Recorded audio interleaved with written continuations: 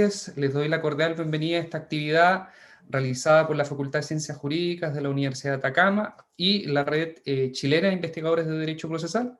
Mi nombre es Ramón Beltrán y en esta oportunidad me corresponde básicamente ser el moderador de este seminario titulado El replanteamiento del derecho procesal a las exigencias del moderno derecho de familia, bases para una necesaria reflexión. Esta actividad se enmarca precisamente a propósito de uno de los tópicos fundamentales del derecho procesal en su vinculación con el derecho de familia, tomando en consideración precisamente las exigencias y las necesidades que esta última rama del derecho supone. En ese sentido es que contamos con un panel bastante destacado de profesores que nos van a ilustrar acerca de distintos temas vinculados precisamente a cuáles son estas necesidades del derecho de familia en relación con el derecho procesal, pero previo a la presentación de los expositores le voy a entregar la palabra a nuestro director de departamento de la Facultad de Ciencias Jurídicas de la Universidad de Atacama, don Felipe Ulloa, para que básicamente dé por inaugurada la actividad. Don Felipe. ¿Está por ahí, don Felipe? Ahora Parece sí. que tú... ahora sí. ¿Sí? Ahora sí, ahora sí. Bueno, primero que todo, muy buenas tardes. Darles la bienvenida a todas las personas que hoy día nos acompañan. Un número muy importante. Esto nos permite la tecnología ver cuánta gente está conectada, más de 120 personas, y me imagino que todavía hay algunos que están ahí esperando por ingresar. Así que darles la bienvenida a cada uno de ustedes. En segundo lugar, darles también la bienvenida y extenderles mi saludo, aunque sea por este medio, a los expositores y la expositora que hoy día nos acompaña. Parto por la profesora que es de la casa, la académica Evelyn Vieira Luna. Y también, por supuesto, saludar muy fraternalmente a los profesores que hoy día nos acompañan, el doctor Cristian Contreras y el doctor Jorge Larrucó. Darles la bienvenida, ¿no es cierto?, a la Universidad de Atacama, aunque sea en este espacio virtual, ¿verdad?, propio de estos tiempos pandémicos. Darles la bienvenida a la Universidad de Atacama, como decía, a la carrera de Derecho. Estamos muy contentos de tenerlos acá en esta importante actividad. Simplemente en estas palabras de bienvenida me gustaría, en primer lugar, felicitar evidentemente la organización de esta actividad. He sido testigo como tanto la profesora Vieira como el profesor Beltrán han trabajado arduamente en la organización de este evento que evidentemente en estas condiciones en que nos encontramos, aunque pueda parecer más sencillo, es bastante más complejo de lo que se cree, y eso tiene un valor agregado, así que vayan mis felicitaciones para los colegas. Y a su vez destacar, ¿no es cierto?, que esta actividad es muy importante para nosotros porque, como decía el doctor Beltrán, el derecho procesal se ha venido relacionando de manera sumamente íntima con el derecho de familia. Precisamente hoy día recordaba que este año se cumplen ya 15 años de la reforma de familia, de manera que ya tenemos una experiencia acumulada en términos de jurisprudencia, ¿verdad? Y sobre todo en un tema tan relevante como el que se va a tocar hoy día, como es la sana crítica, la valoración de la prueba, ¿no es cierto?, y las medidas cautelares. Así que desearles tanto a la expositora, a los expositores que hoy día nos acompañan, el mayor de los éxitos, a quienes nos acompañan hoy día como asistentes, que tengan una actividad que sea muy provechosa y todo el éxito en la misma. Así que vaya mi saludo fraternal para todos ustedes y que tengan muy buena tarde. Muchas gracias. Gracias. Muchas gracias por tu palabra, Felipe. Y nada, vamos naturalmente a dar inicio ya con estas palabras de bienvenida de nuestro director a esta actividad. Para estos efectos voy a presentar a nuestros panelistas. En primer lugar, debo presentar al doctor Cristian Contreras Rojas. Él es profesor de Derecho Procesal de la Universidad de Talca, licenciado en Ciencias Jurídicas de la misma universidad y, a su vez, doctor en Derecho por la Universidad de Barcelona. El profesor Contreras Rojas es básicamente autor de diversos textos, tanto a nivel nacional como internacional, destacando principalmente su obra, La valoración de la prueba en el interrogatorio, la cual el año 2015 fue publicada ni más ni menos que en la editorial Marcial Pons. Bajo ese punto de vista, la exposición que él nos dará versa sobre el derecho a la prueba bajo el prisma de la intervención de los niños, niñas y adolescentes en el proceso judicial. Huelga destacar que esta intervención del profesor Contreras, a su vez, se enmarca dentro de lo que es el proyecto Fondesit de iniciación 11-19-0453, denominado la Declaración de los Niños, Niñas y Adolescentes, propuesta de un estándar normativo para su práctica y valoración, donde él mismo, a su vez, es el responsable. Así que para estos efectos, don Cristian, sin más preámbulos, lo invito naturalmente a dar inicio a su exposición. Bueno, muchas gracias, profesor Beltrán, doctor Beltrán, por la invitación. Muchas gracias a Evelyn también por la organización de este evento y las palabras del profesor Ulloa. ¿Qué les puedo decir? Muy contento de poder compartir con ustedes esta tarde, unos minutos, la exposición que ya anunciaba Ramón. Y bueno, este evento debió haberse realizado en otras circunstancias, ¿cierto? Lo venimos esperando hace un año, el viaje a Copiapó, por lo menos de mi parte, que estamos a tantos kilómetros de distancia, pero bueno, ya se dará en el futuro, así que espero que todos los que nos acompañan hoy día también nos acompañen en esa oportunidad ya en el campus de la universidad.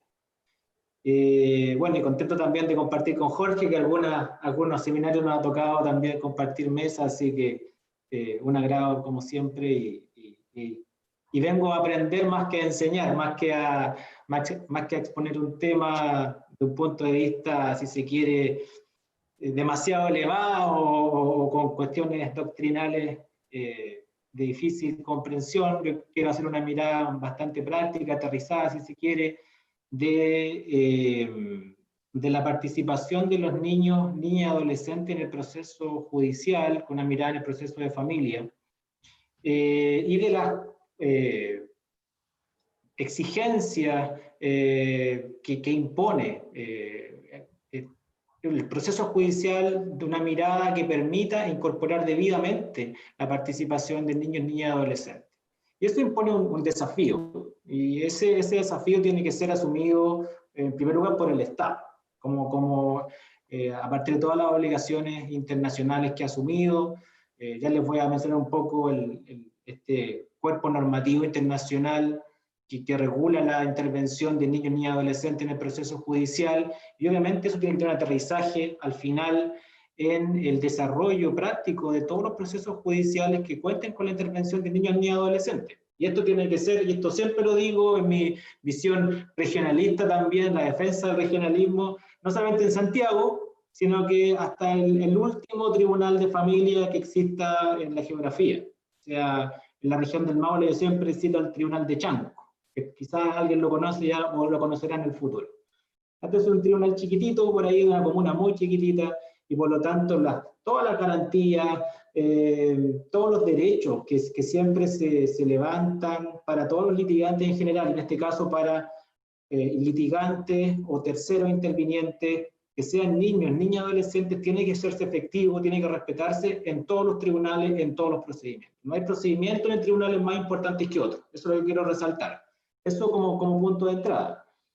Y lo segundo es que este desafío, como yo les decía, que se establece para el Estado, que asume un rol de garante y que así se ha impuesto y así se ha dicho expresamente en la defensa de los derechos de niños, niñas y adolescentes por distintas instancias internacionales,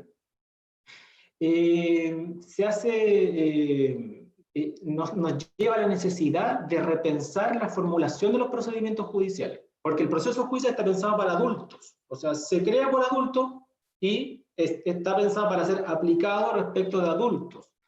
Y poco a poco se han ido dando pasos respecto de la incorporación efectiva de los niños y la participación efectiva del niño y adolescente en el proceso judicial. No basta solo con decirlo, no basta solo con ponerlo en la ley, no basta solo con suscribir tratados internacionales, hay que hacerlo en la práctica, hay que hacerlo bien. Y no puede quedar esto a la mera voluntad de, hablando ya de familia, del consejero técnico o del juez o jueza de familia específico, del tribunal particular. Tiene que ser una obligación asumida con seriedad a lo largo de toda la geografía, como les decía, procesal, la geografía procesal de nuestro país. Entonces, hay que repensar el proceso judicial, hay que tener esta mirada desde la infancia, y de esa forma hacer efectivo los derechos y garantías que se establecen respecto de niñas, niños y adolescentes para el proceso judicial. Y bueno, hablar del tema principal que nos convoca aquí, que es el derecho a la prueba. Hablar de la prueba es hablar del debido proceso, necesariamente. Es parte integrante, y los alumnos o estudiantes que nos acompañarán hoy día ya lo sabrán mejor que yo, ¿cierto? Por las clases de los profesores Beltrán Vieira. Hablar de prueba, hablar de debido proceso. La prueba es el núcleo de cualquier juicio, ¿cierto? Cualquier proceso que se lleve adelante. Ahí siempre se enseña así, siempre se resalta esa característica esencial de la prueba. Y hablar de debido proceso es hablar de una serie de garantías que deben respetarse y que tienen como punto de origen el reconocimiento y la defensa de la dignidad de todas y de todos quienes participan en un proceso judicial, ¿cierto? Y eso tiene un objetivo, la obtención de decisiones justas, en términos muy amplios, ¿cierto? Sin entrar en la justicia, como yo sé cómo le gusta al profesor Beltrán, pero por lo menos en términos generales, ya sin entrar en la discusión de la noción completa de justicia, pero, o si se quiere, en lugar de decisiones justas, al menos decisiones racionales. Eso es lo que se espera del proceso judicial, y para eso se establecen garantías en la sustanciación de los procesos judiciales.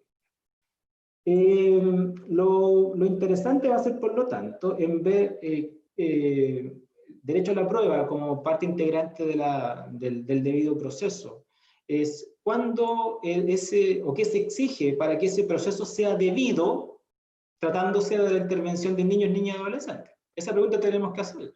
Si el debido proceso se entiende igual cuando interviene un adulto respecto a cuando interviene un niño, ¿ya? Y cualquiera sea el rol que desempeñe ese niño, ya sea como parte en un proceso civil o en un proceso penal como víctima o victimario incluso, ¿cierto? O como este menor que en realidad no es parte, pero sí es interesado, que es bien raro, por ejemplo, en un proceso de familia cuando se discute el cuidado personal.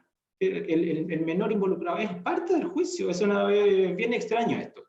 Entonces, cualquiera sea el rol que desempeñe, bueno, y obviamente cuando también sea un tercero testigo, por ejemplo, declarante en un proceso, ¿cierto? Cualquiera sea el rol que desempeñe, hay que repensar, hay que analizar qué vamos a entender por debido proceso ante la participación de un niño, niña o adolescente en el proceso judicial. Bueno, y para eso, como ya les anunciaba al inicio, hay aquí una serie de instrumentos internacionales que son derecho interno, por la aplicación del texto de la Constitución, ¿cierto? Tan criticado y en el último tiempo tan discutido, pero si tiene algo bueno, creo yo, el artículo 5º, inciso 2. ¿Ya? Yo creo que eso no habría que cambiarlo, lo dejo ahí, ya entre paréntesis, porque eso nos permite incorporar al derecho interno, ¿cierto? Directamente, sin concursos ni sorteo, la normativa internacional en materia de derechos humanos que han sido ratificados por Chile y que por lo tanto para la situación que nos convoca son plenamente aplicables. Entonces ahí tenemos, por ejemplo, y aquí voy a mirar mis apuntes, que no se me vaya ninguno, la Declaración Universal de Derechos Humanos, en lo que tenga relación con niños y proceso, el Pacto Internacional de Derechos Civiles y Políticos, la Convención Americana de Derechos Humanos, obviamente la Convención de los Derechos del Niño y todos los protocolos facultativos y adicionales, las reglas de Beijing, las reglas de Tokio, las directrices de Riyadh, etcétera, etcétera. Una serie de normativas internacionales que son aplicables cuando intervienen niños en los procesos judiciales. Y obviamente, como les decía, esto está todo complementado por una serie de decisiones de órganos internacionales y en nuestro caso, a nivel regional, las sentencias de la Corte Interamericana de Derechos Humanos, ya que también existe una serie de pronunciamientos que ha emitido la Corte, motivados por demandas presentadas en casos donde han intervenido niños, niñas y adolescentes y se han afectado sus derechos por los distintos estados de la región. ¿Ya? Entonces, todo este telón de fondo nos lleva a afirmar sin ninguna duda de que el debido proceso debe adaptarse cuando intervengan niños, niñas y adolescentes. No son los niños, ¿cierto?, los que tienen que adaptarse al debido proceso que es pensado para los adultos, para las reglas de procedimiento que son pensadas para los adultos. Eso no es posible. Y eso también lo ha dicho, por ejemplo, y ahí el que tenga tiempo y se interese por el tema puede ver la famosísima opinión consultiva 17 del 2002 de la Corte Interamericana en esta materia, donde trató la situación jurídica de los niños. Y esto se ha repetido, como les decía, una serie de sentencias, y entre ellas una que particularmente creo yo interesante, y que es célebre porque también trata el tema del juicio por jurado, también es un tema procesal que no tiene que ver con esto, pero que también ha sido un poco relevado por algunos. Una sentencia en contra de Nicaragua del 8 de marzo del 2018, donde se trata una serie de elementos del debido proceso y las particularidades que tiene cuando intervienen niños, niñas y adolescentes. Por lo tanto, pensando en el derecho a la prueba, obviamente el derecho a la prueba, en términos muy resumidos, va a garantizar que cualquiera de los litigantes, en este caso pensando que un niño o niña adolescente sea una parte litigante en un proceso judicial de familia, obviamente, y esto aplica en realidad, esto es transversal, porque esto aplica para cualquier tipo de procedimiento, tiene el pleno derecho a ofrecer la prueba que estime pertinente, a que ella sea admitida, a que sea practicada y a que finalmente sea valorada, como cualquier litigante. Entonces, obviamente, la regla general indica que ninguna parte en un juicio tiene privilegio frente a la otra en materia probatoria. Esa es la regla general, ¿cierto? Y esa es la regla pensada para los adultos. Entre adultos, ningún adulto tiene privilegio respecto de otro. A menos, y aquí hay que hacer referencia a otro interesante cuerpo normativo que se ubique en una situación de vulnerabilidad. ¿Ya? Y obviamente la edad también se ha entendido como una situación de vulnerabilidad frente al proceso judicial. Entonces eso amerita que se hagan ajustes también en materia probatoria. Y si a eso sumamos un elemento trascendental, que hasta el momento lo estaba guardando, pero aquí lo lanzo, que obviamente que es por todos conocido. Si a la situación de vulnerabilidad en que se encuentra un menor de edad en un proceso judicial le sumamos la necesidad que está expresamente establecida, ahora sí, en la ley de tribunales de familia, por respetar el interés superior de ese niño, niña o adolescente que interviene en un proceso judicial, encontramos de que es plenamente justificado que se hagan ajustes procedimentales, probatorios, cuando se trate de intervención de alguno de estos actores en un proceso judicial de familia. Y así, por ejemplo, uno podría pensar, y aquí ya esto queda ya como una propuesta que hay que meditarla con mayor detenimiento y analizarla de la misma forma, flexibilidad en materia de el ofrecimiento de la prueba, en la admisibilidad de la prueba, y obviamente una serie de adecuaciones que hay que hacer al momento de la práctica de la prueba, pensando en que tenemos enfrente un litigante o un declarante que es un niño, niña o adolescente. En ese sentido, también rescatando pronunciamientos internacionales, una de las regla general de nuevo para adultos en materia procesal de principios formativos del procedimiento es el principio de publicidad.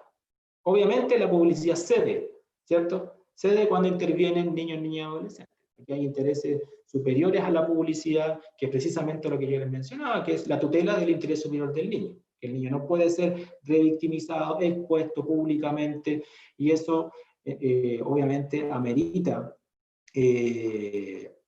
dejar sin efecto el principio de publicidad en este sentido, en la práctica de la prueba, por ejemplo. Pero obviamente esto priva,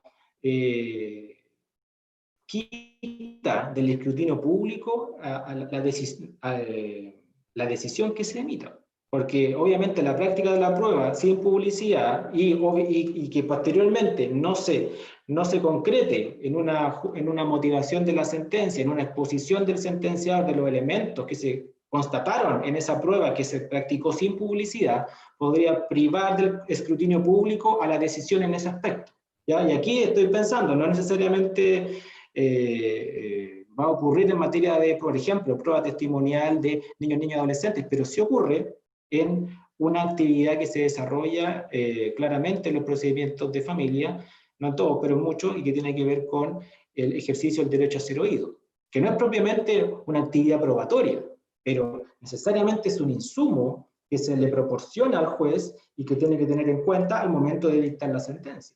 Y obviamente esa actividad se desarrolla en un margen de opacidad frente a la publicidad. No hay conocimiento público, no hay forma de escrutar lo que se hizo, cómo se hizo, cuánto influyó en la decisión, etc. Entonces, si bien, volviendo, en el tema probatorio también se propugna limitar la publicidad, hay que tener cuidado respecto de cómo vamos a controlar de que la decisión que se emita efectivamente respete la información que se obtuvo y cómo se obtuvo por parte del tribunal respecto de ese punto. Por otra parte, otro elemento o característica que debe respetarse al momento de la práctica de la prueba es el derecho o la posibilidad de confrontar la prueba.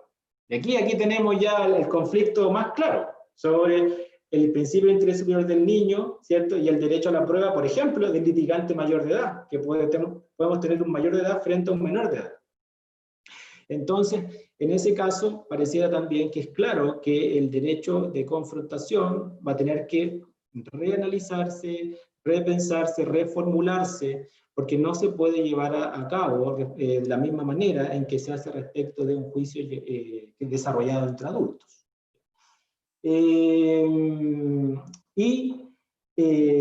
Por otro lado, tenemos la situación de que en el juicio en concreto, y aquí ya llegando al punto más práctico, se desarrolle o se preste un testimonio por parte de un niño, niña o adolescente. Y la pregunta es, ¿cómo debería practicarse esa prueba? ¿Cuáles son los ajustes, adecuaciones que tienen que hacerse para la práctica de esa prueba? Que no puede ser igual que la prueba que se practica, en este caso, por un declarante adulto. Y esto también, obviamente, tiene que ver con el derecho de todos los que están involucrados, tanto ofreciendo esa prueba como con su derecho de confrontación. Parte que presenta y contraparte, ¿ya? En términos más sencillos. Entonces, ahí es claro de que es necesario, primero, que se ponga mucha atención en las condiciones en las cuales se lleva a cabo esa prueba. Y eso tiene que ver con el lenguaje que se utiliza, con el ambiente, con el espacio físico en el que se desarrolla, con la necesidad de explicarle claramente al niño, niña, adolescente en qué consiste esa prueba, la importancia que tiene, qué es lo que se espera de él, que tiene plena libertad para decir lo que estime, para preguntar lo que estime, que no se arriesga ninguna consecuencia negativa, por ejemplo, y por lo tanto se necesitan profesionales capacitados, perfecta y plenamente capacitados al momento de llevar a cabo este tipo de diligencias probatorias. Y eso obviamente eso no lo inventé yo, eso está claramente establecido en el Protocolo Iberoamericano de Actuación de Acceso a la Justicia de personas con discapacidad, migrantes, niñas, niñas, adolescentes, comunidades y pueblos indígenas. Entonces esta es una preocupación también que han tenido los distintos poderes judiciales por lo menos de la región, en el sentido de establecer esto en las normas básicas para la administración de este tipo de pruebas.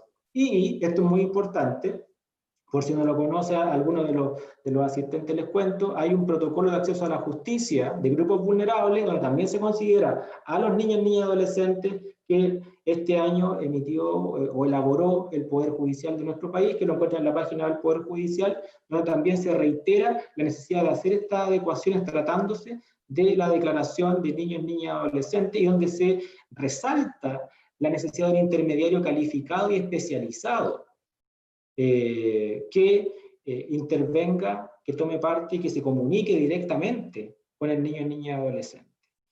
Y además hay un punto muy importante y muy interesante también, la que tiene la preocupación acá el Poder Judicial chileno, que lo dice expresamente, la necesidad de que haya intérpretes calificados para niños, niñas o adolescentes con discapacidad. Que ahí nos encontramos en una situación de vulnerabilidad aún mayor, ¿cierto? Porque no solamente la edad, sino que se agrega una situación de discapacidad, por ejemplo, o de grupo minoritario o de migrantes, etcétera, etcétera. ¿Ya? Entonces, obviamente, hay que tener en cuenta el conflicto de distintos derechos y principios que se generan en la práctica de prueba donde intervienen niños, niñas y adolescentes, por una parte, y por otro lado hay que ver cómo eso se va a concretar en los distintos procedimientos judiciales y las adecuaciones procedimentales a nivel legal y también a nivel práctico que se deben dar para respetar efectivamente los derechos de todos, de todas y principalmente de los niños, niñas y adolescentes. Para terminar, 30 segundos. ¿Cómo sabemos que todo esto se cumplió? En la motivación del fallo. Y ahí ese es un tema que está netamente vinculado con el derecho a la prueba, porque solamente vamos a saber que la prueba se practicó, o sea, que se admitió, que se practicó y que se valoró, que el último aspecto correctamente, cuando la motivación del fallo lo exponga. Y esa motivación del fallo también, como integrante del debido proceso, va a tener ciertas exigencias tratándose de niños, niñas, adolescentes. Y me refiero solo a uno, la necesidad de exponer esto en términos lo más sencillo, que la motivación sea entendible para los niños. Si aquí interviene un niño, la motivación tiene que ser para ellos, no para los adultos. Redactado, pensado, explicado, para que se entienda directamente por el niño, niña, adolescente que ha intervenido como parte litigante en el juicio concreto. Y ahí obviamente esa es una tarea que debe asumir también con la mayor seriedad posible el Poder Judicial. Yo sé que hay esfuerzo en eso, hay un esfuerzo de lenguaje claro, pero tratándose de niños, niñas y adolescentes, el esfuerzo tiene que ser aún mayor. Y bueno, con eso dejo esas ideas generales. Yo sé que el tiempo es escaso, me pasé un minuto, así que me disculpa, señor moderador, y muchas gracias.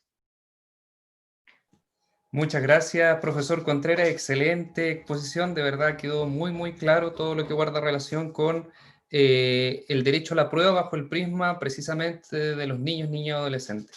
Haciendo básicamente un resumen, y esto es para efectos naturalmente de las preguntas que posteriormente se formulen, haciendo un resumen de lo que fue su exposición.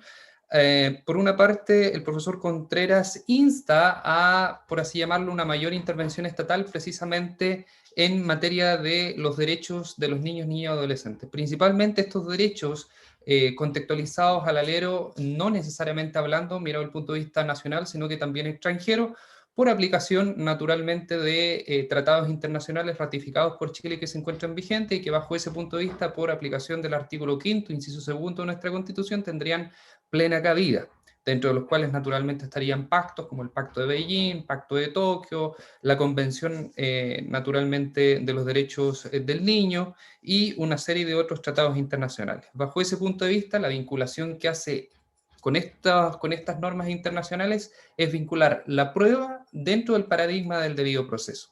Y en ese sentido, la pregunta principal de la exposición del profesor Contreras fue básicamente cómo, por así llamarlo, el derecho procesal a partir del prisma del debido proceso debiese a su vez garantizar los derechos de los niños, niñas y adolescentes a partir precisamente de esta normativa internacional. Bajo ese punto de vista, por tanto, se llega a una serie de propuestas dentro de las cuales destacan principalmente flexibilizar aspectos vinculados al procedimiento probatorio en relación precisamente al ofrecimiento de la prueba, la rendición de la prueba, la valoración de la prueba y tratándose a su vez de ciertos medios de prueba particulares, como por ejemplo la prueba testimonial o declaratoria, que naturalmente también se ajuste esta prueba precisamente a cánones internacionales donde se piense siempre desde el prisma del niño, niña y adolescente y no a su vez mirado el punto de vista de los adultos. Así que muchas gracias, profesor Contreras, por su exposición. De verdad quedó muy, muy claro todo y, como usted dice, muy aterrizado también y concreto a lo que es nuestra realidad. Siguiendo con nuestro seminario, con nuestra actividad, vamos a dar paso al segundo expositor, quien es el profesor Jorge Larrucó Torres. El profesor Larrucó es profesor de Derecho Procesal de la Pontificia Universidad Católica de Valparaíso, es licenciado en Ciencias Jurídicas por la Universidad de Concepción, doctor en Derecho por la Universidad de Chile, y bajo ese punto de vista, adicionalmente es autor de diversos textos, tanto a nivel nacional como internacional. Destaca en su producción científica, en este último sentido, un texto que acaba de salir, de hecho le vamos a hacer un poco de promoción, que se denomina La Judicatura, Judicatura se denomina, y fue básicamente publicado por DER Editores. Es de este año y bajo ese punto de vista todas las personas naturalmente que se interesen en una relectura respecto a la clásica visión, por así llamarlo, propia del orgánico en materia procesal, yo creo que hoy día se transforma este texto en un libro esencialmente necesario. El profesor Larrucó Torres, en este sentido, va a exponer la ponencia titulada Las estrategias probatorias en litigación de familia. Por último, y antes de darle la palabra, quiero mencionar que esta exposición se encuentra contextualizada dentro del proyecto Fondesit Regular 1200232, titulado El derecho en los hechos, formulación de un concepto normativo jurídico de sana crítica como sistema institucional de ponderación libre de la prueba judicial, cuyo investigador responsable es don Johan Benfeld, y a su vez, actuando como coinvestigador, está también naturalmente el profesor Larrucó Torres. Profesor, puede comenzar con su exposición. Muchas gracias, Ramón. Muchas gracias por la invitación a la Universidad de Atacama. Para mí es un privilegio poder compartir con ustedes en esta tarde sobre un tema que me parece de enorme relevancia, como es la justicia de familia. Y también me alegra mucho poder compartir con mis colegas, con Evelyn, con Cristian y con el mismo Ramón en este espacio común. Así que voy a partir con un ejemplo para darle un sentido a mi presentación sobre esta noción de estrategias probatorias. Y el ejemplo sería: intente usted probar en un juicio de familia que la parte demandada cometió infidelidad. Voy a poner como ejemplo dos posibilidades, una que estuvo expresamente contemplada en la ley de tribunales de familia y otra que apareció durante los primeros años de su aplicación práctica. El caso que se contempló expresamente era invocar la infidelidad como infracción de deberes conyugales para efectos de una hipótesis de divorcio por culpa, con todos los efectos normativos que eso tiene, por ejemplo, privar a la persona infiel del derecho a compensación económica. O bien pedir o intentar la prueba de lo mismo en el marco de un tipo de juicio que surgió después, que era indemnización de daño moral. Un juicio de responsabilidad civil, pero donde la competencia era el juez de familia y donde la actitud, la conducta que se imputaba era la infidelidad. Entonces, el problema probatorio que surge para efectos de desarrollar una estrategia orientada a establecer la verdad del caso es que se trata de una hipótesis que parece que nos conduce a la necesidad de una prueba directa, y prueba directa que normalmente no vamos a contar con ella. Pero ¿por qué digo que parece? ¿Por qué digo que parece que se requiere una prueba directa? Usando una clasificación de las pruebas que distingue entre pruebas indirectas, pruebas directas. Todo depende de una cierta calificación jurídica. Y en esto me quiero centrar. Cuando alguien presenta una demanda de divorcio por culpa o una demanda de indemnización de daño moral en materia de familia invocando la infidelidad, ya tiene una calificación jurídica previa respecto de qué es lo que entiende por el deber de fidelidad. Y la interpretación mayoritaria entiende por el deber de fidelidad una exclusividad de índole sexual. Entonces, la infracción del deber implica probar una relación sexual en donde no se estuvo presente. Y de ahí viene esta dificultad probatoria. Uno podría sumarla como un caso más de prueba diabólica de las tantas que abundan en la cultura judicial en Chile y en otros sistemas. Pero el punto es el siguiente. No hay ninguna razón por la cual un tribunal o un litigante tenga que limitarse a esa concepción del deber de fidelidad. Lo que ha pasado en algunos casos prácticos es que para favorecer la prueba y para lograr establecer lo ocurrido y eventualmente acoger la demanda, lo que hace el demandante o la demandante y lo que hace el tribunal, el juez o la jueza, es que califica el asunto controvertido de una manera distinta. Es decir, no entiende el deber de fidelidad simplemente como exclusividad sexual y por lo tanto incluye otra hipótesis posible. Y esas otras hipótesis posibles son susceptibles de prueba circunstanciada o indiciaria, es decir, a través de prueba testimonial, de prueba confesional. Se podría configurar la prueba del deber de infidelidad. Entonces, lo que yo quiero ilustrar con este caso es lo siguiente. En un sistema de justicia, como dijo el director de escuela al comienzo, novedoso, en términos de que se creó a mediados de la primera década de este siglo, y que implica un cambio de orientación respecto de lo que teníamos en justicia civil en el Código de Procedimiento Civil, porque ahora no solo lo dijo el profesor Contreras, digamos, los procedimientos judiciales tradicionales fueron hechos por adultos para adultos y para solucionar conflictos, añadiría yo. Pero hay poco en el Código de 1903 sobre tutelar derechos fundamentales.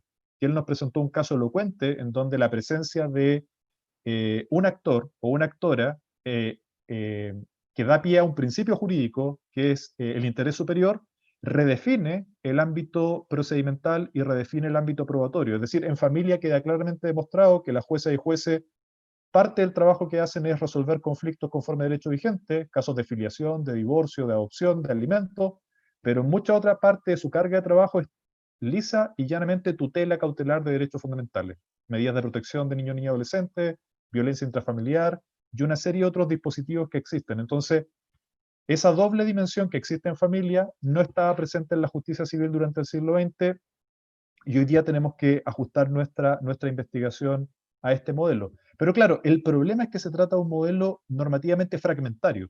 El profesor Contreras expuso parte de su fragmentariedad, uno podría decir, hacia arriba o supralegal. Todo el influjo del derecho internacional de los derechos humanos y de tratados ratificados y vigentes en Chile, pero uno también podría pensar incluso en una fragmentación a nivel puramente legal. Es decir, la justicia de familia opera básicamente en base a estatutos que están desparramados a lo largo del tiempo. Para la ejecución tiene una ley del año 62 y que en realidad viene del año 35, que es la ley de abandono de familia y pago de pensión alimenticia. Para efecto de los procedimientos judiciales, tiene la ley del 2004, la edición de 1968, con la reforma del 2008. Pero también tiene, y es aquí donde yo quiero centrar mi atención, una fuerte presencia de derecho sustantivo, de código civil, el libro primero de las personas y una serie de otras leyes que son sustantivas, leyes que se fueron dictando a lo largo de los últimos 20 años. La igualdad de los hijos del año 98, la ley de matrimonio del 2005, la ley de cuidado compartido del 2013, la ley de unión civil del 2015 y la ley hay una ley respecto del tema registral de género del 2018 a la que voy a hacer referencia después. Entonces, lo interesante a mi juicio es lo siguiente. Aunque la ley de tribunales de familia en su artículo 28 habla de libertad de prueba y en su artículo 32 habla de sana crítica y nos da a entender que en la enseñanza tradicional la sana crítica y la libertad de prueba es un modelo de valoración distinto e incompatible con la prueba tasada, lo que debió haber pasado en la práctica cuando empezó a regir este sistema, que era que la libertad de prueba o la sana crítica debió haber desplazado, eventualmente debió haber derogado disposiciones de prueba legal tasada o normas probatorias que venían del siglo pasado, no ocurrió así. Lo que ocurrió a mi juicio, y ese es el fundamento de la presentación, es que lo que nos enseñaban tradicionalmente los manuales, que la prueba tasada y la sana crítica eran modelos de valoración distintos e incompatibles, en realidad se trata de modelos complementarios, porque lo que hizo en la reforma del 2004 fue empezar a instalar un sistema en donde los jueces razonan según la sana crítica, los litigantes tienen libertad probatoria, pero la manera en que se establecen los hechos, en que se prueba la verdad o falsedad de un hecho, está fuertemente condicionada o fuertemente anclada a disposiciones jurídicas que tradicionalmente calificamos como sustantivas. El ejemplo que yo di es un ejemplo de regla sustantiva. Los deberes conyugales no son normas que diríamos procesales o probatorias, son normas sustantivas que condicionan o determinan los alcances de la prueba judicial. Es el punto que quería señalar. Voy al ejemplo de la ley 21.120 entonces del año 2018 respecto de la identidad de género.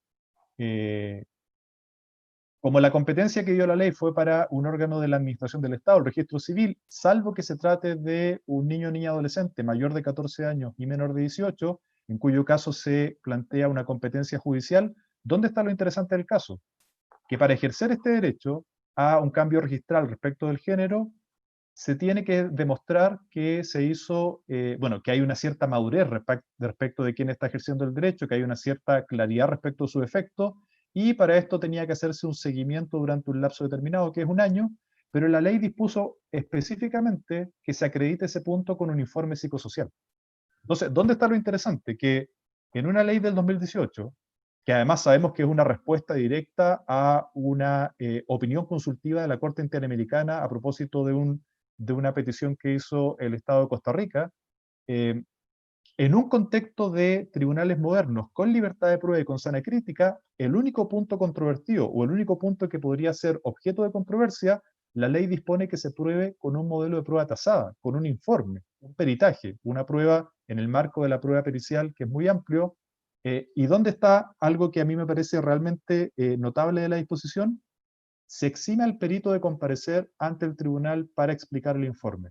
Es decir, una práctica que se había identificado en la litigación de familia y que se consideraba negativa en términos de que para establecer un hecho a través de prueba pericial no se cumplía con el mandato legal de que el perito compareciera a la audiencia para dar cuenta del informe, sino que se entendía por evacuado el peritaje con el solo documento, sobre todo cuando el origen del documento era un peritaje de un órgano público, el Servicio Médico Legal u otro organismo autorizado. Esa especie de credibilidad preconcebida del perito, que fue el nombre que se le dio por la academia para hacer una crítica a la práctica, resulta que después termina siendo reconocido legalmente por una ley tan importante como la 21.120, en términos de, para favorecer el acceso a la justicia y para simplificar la acreditación del hecho, no vamos a discutir acerca de la situación de esta persona con declaración de parte, con prueba testimonial, con prueba viva, sino que vamos a usar una prueba documental y una prueba documental que va a prescindir de la presencia de quien la confecciona. Entonces, ¿cuál es el punto que yo quiero o que yo quiero instalar en esta presentación? No tiene una definición legal, pero la idea de estrategia probatoria supone lo siguiente, que todos los sujetos procesales, y cuando digo todo estoy pensando las partes directas y la jueza o el juez, están comprometidos con establecer la verdad o falsedad de un hecho. Porque recuerden que, a propósito del manual que citaba el profesor Beltrán, en el derecho romano y durante buena parte del derecho intermedio, los jueces se excusaban de conocer algunos casos. Los jueces no tenían deber de inexcusabilidad.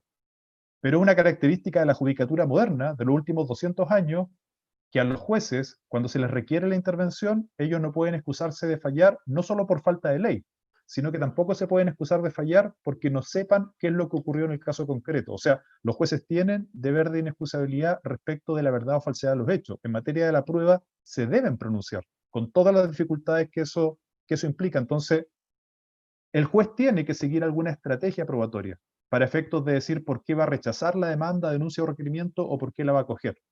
¿Y qué entiendo yo por una estrategia probatoria? ¿Y por qué me parece que familia mucho más que trabajo o civil u otras áreas, es un ámbito apropiado para discutir sobre esta noción? Porque si uno revisa el tipo de procedimientos que se llevan a la práctica, siempre se sigue la misma estructura. El litigante o el juez escoge una norma jurídica o un conjunto de normas jurídicas, le aplica una cierta interpretación, que puede ser o no canónica, y en virtud de esa interpretación orienta su práctica probatoria, en términos de qué información va a aportar o en qué momento la va a aportar. Entonces, hay un orden lógico en lo que yo he llamado una estrategia probatoria. Yo voy a, por ejemplo, para el divorcio por culpa, para que no tenga que pagar compensación económica, voy a invocar una norma jurídica, le voy a dar una cierta interpretación canónica, que es exclusividad sexual en el caso del deber de fidelidad, y luego voy a orientar mi práctica probatoria, que probablemente van a ser testigos de oídas o testigos presenciales de algunas conductas indiciarias de lo que podría haber sido la vulneración de ese deber. Y eso lo hacen tanto las partes directas como el propio tribunal. Entonces, solo para concluir y para justificar la razón por la cual yo introduzco una noción que no tiene contenido legal, que es la de estrategia probatoria. Cuando se hizo la reforma de la justicia penal, se empezó a hablar de teoría del caso.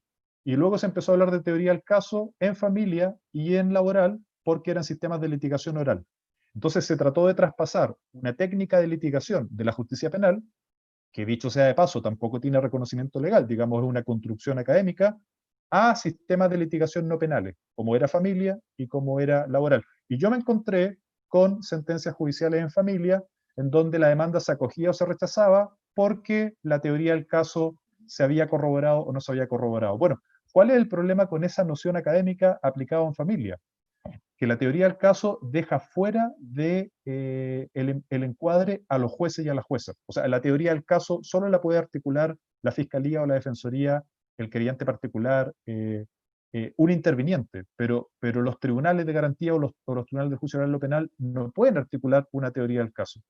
Y en cambio, ocurre que en la justicia de familia, sobre todo para efectos de la tutela de derechos fundamentales, en las medidas de protección, a propósito de la verosimilitud del derecho y del peligro en la demora, los tribunales sí tienen que acreditar un cierto piso probatorio, en virtud del cual ellos sostienen su decisión. Entonces, me parece que hablar de teoría del caso en materia de familia resulta inconveniente. Y por otro lado, me parece importante la idea de estrategia probatoria porque amplifica el ámbito de razonamiento probatorio. Es decir, uno está siendo educado para pensar que la prueba es una fase del procedimiento que comienza en un punto determinado y termina en un punto determinado. Pero me parece que en las formas de litigación moderna, en la manera en que operan nuestros sistemas judiciales, el razonamiento probatorio suele estar presente a lo largo de todo el procedimiento y muchas veces antes del juicio, para efectos de establecer un cierto relato en la sentencia del tribunal. Entonces, esa es la propuesta, digamos, de hablar de una estrategia probatoria. Solo voy a terminar con un ejemplo que lo desarrollé en otra presentación y por eso no lo iba a usar acá, pero es el siguiente. La ley permite que la persona que reconoce un hijo pida la nulidad del reconocimiento por vicio en la voluntad. Utiliza los mismos vicios de la contratación civil, error, fuerza, dolo. Y pasa lo siguiente, es muy frecuente que cuando se invoca el artículo 214 del Código Civil, noten, una regla sustantiva que establece una acción de nulidad, en el relato de la parte demandante, lo que hay es una apelación al dolo, es decir, fue engañado de forma maliciosa y reconoció a un hijo respecto al que no había un vínculo biológico, o incluso hay relatos de fuerza moral o psicológica, amenaza, cierto grado de coacción, y para efectos de acoger la demanda, ¿qué es lo que hace el tribunal? El tribunal aplica el jura nudis curia y recalifica la connotación normativa de los hechos. Y lo que dice es que la parte demandante efectivamente reconoció de manera con una voluntad viciada, pero por error. Entonces, elimina el relato del dolo y de la fuerza, instala el relato del error. Lo interesante es que lo instala el propio tribunal y luego encuentra la manera de probar el error, que es normalmente, en el caso que estoy señalando, el peritaje de ADN. Porque si el peritaje de ADN no establece un vínculo biológico, se entiende que la parte demandante efectivamente incurrió en un error. Entonces, por eso quería instalar esa noción de estrategia probatoria, y bueno, agradezco el tiempo y la oportunidad de poder presentarle y compartirlo con ustedes en esta sesión, y muchas gracias por su atención esta tarde.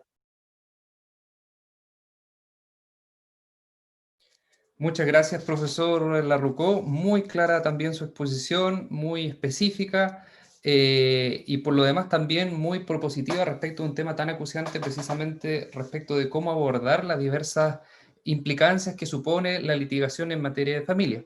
Resumiendo básicamente la ponencia del profesor Larrucó, él partiendo de un paradigma propio de lo que es la vinculación de la estrategia probatoria en derecho de familia, principalmente parte de una asunción que se puede decir no necesariamente factual, sino que dependiente en cierto sentido de una determinada calificación normativa. Bajo ese punto de vista, la noción de estrategia procesal vendría, por así llamarlo, a ocupar un rol predominante en materia de familia, desplazando, por así llamarlo, la clásica teoría del caso aplicable a materias penales u otras disciplinas. Y en ese sentido, la estrategia procesal sería útil principalmente en aquellos juicios donde deben efectuarse tutelas cautelares, tutelas de derechos fundamentales, porque precisamente el actuar de los jueces de familia en ese sentido parte necesariamente de una preconcepción normativa.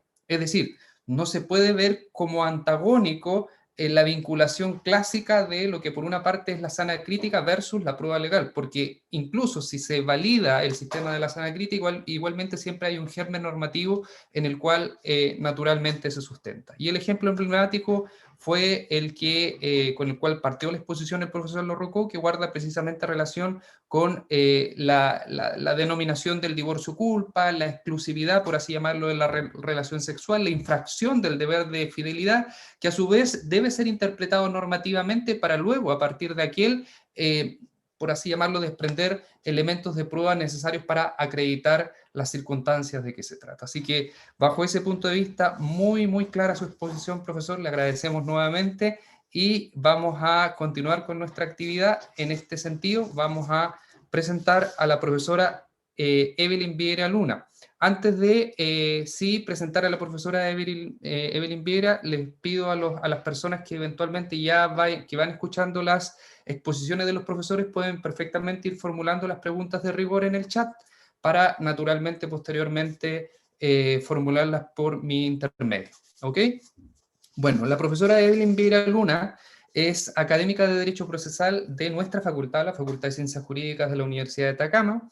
Ella, a su vez, actualmente es doctoranda del programa de doctorado en Derecho de la Pontificia Universidad Católica del Paraíso, y en este sentido también destaca en su trayectoria, principalmente por estar vinculada siempre con temas vinculados al derecho, al género, y en ese sentido es que su ponencia se enmarca precisamente en esta temática.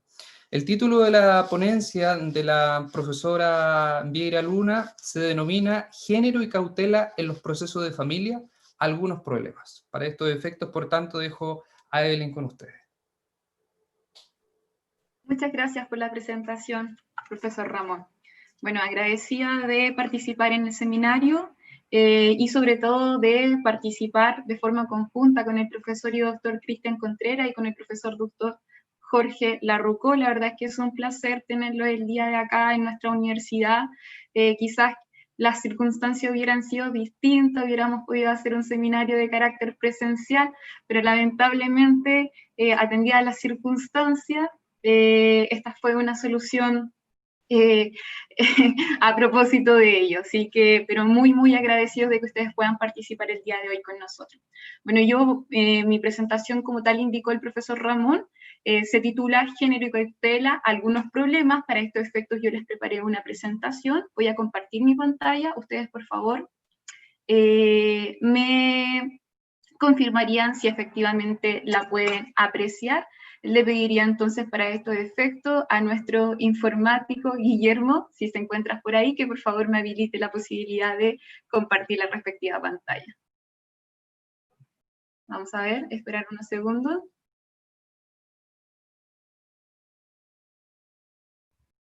Ahí estamos.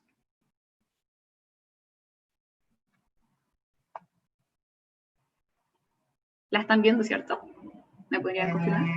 Muchas gracias.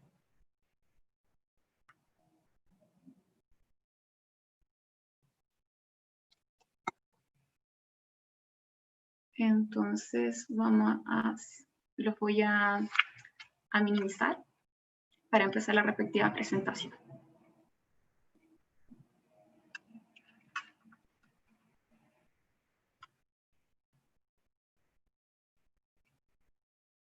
Esperen un segundo.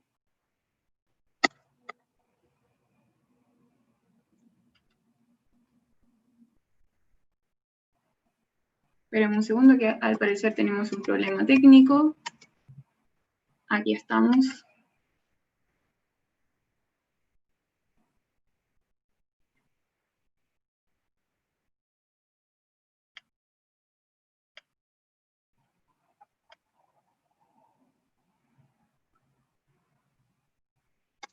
Ya, ahora vamos a empezar. Bueno, como les comentaba, mi trabajo se titula Género y cautela, algunos problemas.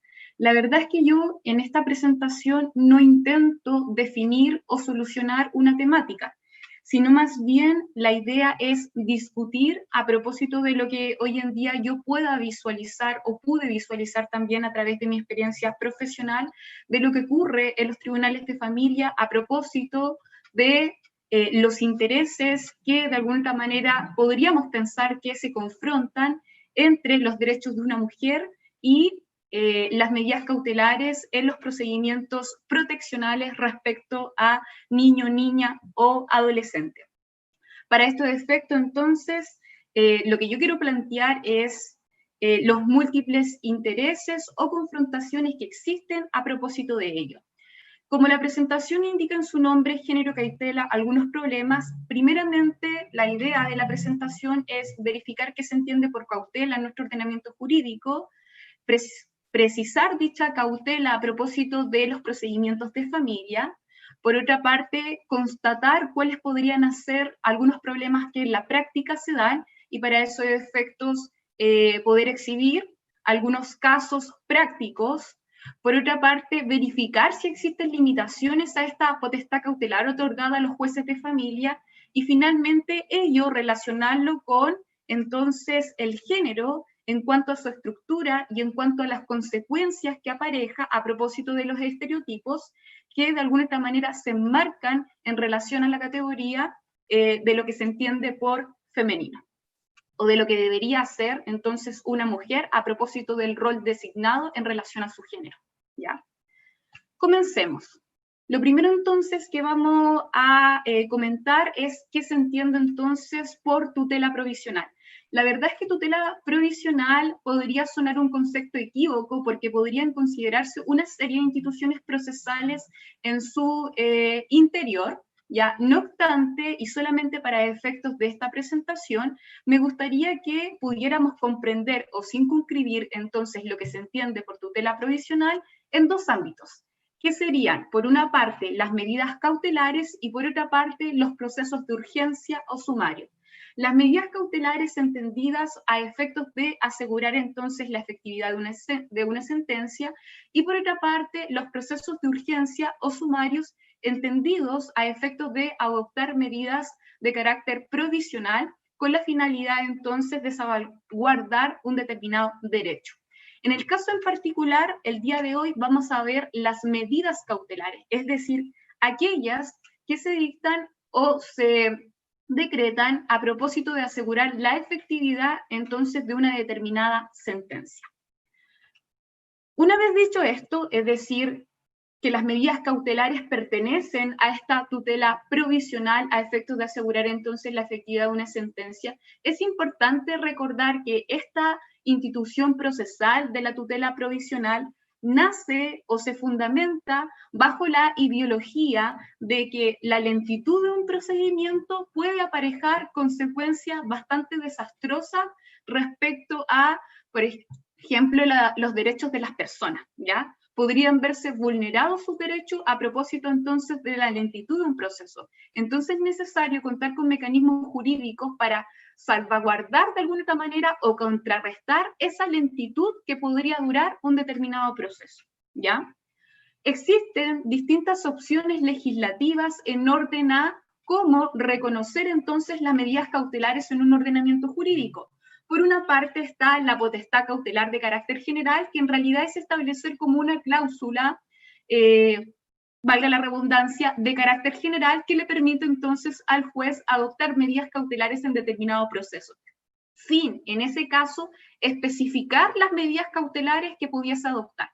Por otra parte se encuentra como opción legislativa la configuración de medidas específicas, en donde el legislador le indica al juez cuáles son las medidas que puede adoptar en determinado caso. Y los sistemas mixtos, que valga de ahí su nombre, lo que hacen es mezclar entonces las dos opciones legislativas anteriores en orden a, por una parte, por ejemplo, establecer medidas concretas, más alguna cláusula de carácter general o residual, a modo de cierre, a fin de que las medidas no consideradas por el legislador y eventualmente posibles de adoptar en determinado caso concreto, pueda permitírsele entonces la ley al legislador poder adoptar una de ellas. Y los sistemas mixtos, desde otra perspectiva, podrían ser al revés de lo recientemente planteado, es decir, establecer una norma de carácter general y a modo enunciativo, simplemente enunciativo, es decir, enunciar a modo de ejemplificar qué medidas se pudieran adoptar, medidas de carácter específico, ¿ya? Existen determinados presupuestos generales respecto a lo que debe tenerse en consideración a propósito de dictar una medida cautelar. Es más, el profesor Jorge Larrucó en su exposición establece, por ejemplo, el peligro de la demora, el periculum in mora, y también podemos hablar del fumus bonis iuris, o el humo de buen derecho, o la apariencia del derecho, ¿ya? Que son de alguna manera presupuestos que se contienen y que fundamentan cualquier medida cautelar. Lo que pasa es que algunos distinguen es que cuando esos fundamentos, por así decirlo, no están de forma expresa en la norma, no constituyen presupuesto, sino que simplemente fundamento. Pero cuando a la vez constituyen la norma así de forma expresa, de forma explícita, eso además constituyen presupuestos para el establecimiento de la medida cautelar. Podríamos indicar entonces que dentro del presupuesto se encuentra que existe una situación jurídica cautelable, que exista la apariencia del buen derecho, el peligro en la demora. Algunos plantean también la institución de la contracautela o también caución, en orden a que, partiendo de la base que la medida cautelar significa que no existe una sentencia aún definitiva, ¿ya? No obstante, si se decreta una medida cautelar puede evidentemente afectar, por ejemplo, los derechos del demandado. Se establece a efectos de dar seriedad a la situación y de contrarrestar los perjuicios que pudiese ocasionar entonces la adopción de dicha medida cautelar. Esto es lo que le llamamos contracautela, que en la mayor parte de los casos se establece, por ejemplo, la posibilidad de otorgar caución, que está reconocido en nuestro ordenamiento jurídico a propósito de las medidas precautorias, por ejemplo, prejudiciales, y en algunos casos también en las medidas precautorias innominadas o que no están establecidas expresamente en la ley. Y algunos autores también establecen que los presupuestos anteriores no bastan, sino que además es necesario considerar la idoneidad de la medida al caso concreto, que al final va a ser un razonamiento que deberá efectuar el respectivo juez, y dicho razonamiento debe constar entonces en la respectiva sentencia o resolución que haya adoptado las medidas. Es importante que tengan en cuenta que estas medidas cautelares tienen determinadas características, pero lo más importante de ello es que dentro de las características se encuentra esta provisionalidad, es decir, que son provisorias, ¿ya? Solamente se mantienen en las medidas que se tienen a la vista las circunstancias que se tuvieron, valga la redundancia, a la vista para su dictación. Por otra parte, son instrumentos en la medida que sirven como instrumento, ya debiesen ser proporcionales, ya flexibles en la medida que se pueden modificar, son infinitas porque sin perjuicio de que podríamos encontrarnos como medidas específicas a propósito de la potestad cautelar general, podrían decretarse cualquier medida que esté de alguna manera en la mente del juez, así como a cargo de su imaginación. Y son acumulables en el entendido es que pueden proceder unas en relación a las otras, evidentemente cuando se cumplan las condiciones o los presupuestos procesales para su respectiva dictación. Ahora, yo me quiero enfocar, sin perjuicio de lo anteriormente visto en términos generales, respecto a la potestad cautelar en el derecho de familia chilena, ¿ya? Y en relación a eso, es importante señalar que se encuentra reglamentado la potestad cautelar en el artículo 22 de la Ley 19.968, que es la ley que crea los tribunales de familia, y también lo podríamos relacionar, por ejemplo, tratándose de las medidas cautelares de violencia intrafamiliar, específicamente con el artículo 7 de la Ley de Violencia Intrafamiliar, que establece cuáles son los criterios de riesgo que debiesen tener en consideración por parte del juez para dictar o escoger determinada medida cautelar respecto al caso concreto. Entonces tenemos, por una parte, el artículo 22 de la Ley de Tribunales de Familia, y dicho artículo establece, para que ustedes puedan tener una idea conforme a lo que recién vimos, una potestad cautelar de carácter general. Es decir, es una norma de carácter general que no establece un catálogo de medidas específicas, ¿ya? Y establece entonces el reconocimiento de una facultad amplísima a los jueces de familia en orden a adoptar medidas cautelares en los procedimientos de familia. Importante indicar que para estos efectos las medidas se pueden decretar en cualquier etapa del procedimiento, inclusive antes de su inicio, que pueden ser decretadas de oficio a petición de parte, lo que, por ejemplo, es diverso en otros procedimientos como en materia penal, que en materia penal las medidas cautelares personales deben ser decretadas a petición del fiscal o a petición del abogado querellante, ¿ya? Acá pueden ser dictados de oficio. Atendió entonces este reconocimiento de potestad cautelar de carácter general. Por otra parte, podemos indicar que conforme a la lectura que nosotros hiciéramos del artículo 22, que dicho artículo establece de forma expresa los presupuestos procesales periculum in mora y fomo bonis juris, que vendría a ser el peligro en la demora o el humo del buen derecho, ¿ya? Cuando establece, por ejemplo, peligro en la demora que implica la tramitación o verisimilitud del derecho invocado. Ahora, también establece que dichas medidas pueden ser conservativas o innovativas. ¿Cuál es la diferencia? La diferencia es que las conservativas conservan una situación de derecho, de ahí su nombre, y las innovativas innovan, es decir, cambian una determinada situación ya de hecho. Ahora, respecto a las segundas, las innovativas, como van a cambiar una situación de hecho, el legislador establece de alguna otra manera requisitos adicionales. Por ejemplo, que se haga respecto a la eminencia del daño que se trata de evitar, o que alteren la situación de hecho existente a la fecha solicitada de la medida. Perdón. O que lo exija, y esto es tremendamente importante, sobre todo en relación a la exposición del profesor Cristian Contreras, en relación al interés superior del niño o adolescente. Y la verdad es que, si bien existen tratados internacionales o convenciones que reconocen este derecho, es complejo definirlo. No tenemos una definición legal de lo que se entiende por interés superior del niño, niña, adolescente, ¿ya? Ahora, en relación al artículo 71 de la Ley de Tribunales de Familia, establece las medidas que eventualmente se pudieran adoptar a propósito de un procedimiento especial de medidas de protección, que es los casos en que exista vulneración o amenaza respecto a los derechos de un niño, niña o adolescente, ¿ya? Y respecto a estos, el artículo 71 los enuncia, ¿ya? Me refiero a que son normas enunciativas, no quiere decir que solamente las que se encuentran aquí puede el tribunal dictar. El tribunal determinará si alguna de ellas es idónea para el caso en concreto o no, entre las cuales precisamente está la entrega inmediata de los padres o quienes tengan legalmente su cuidado, confiarle el cuidado a una persona o familia en caso de urgencia, el ingreso de un programa, ¿ya? Esto como lo más importante, no obstante, como ustedes pueden ver, existían muchas otras.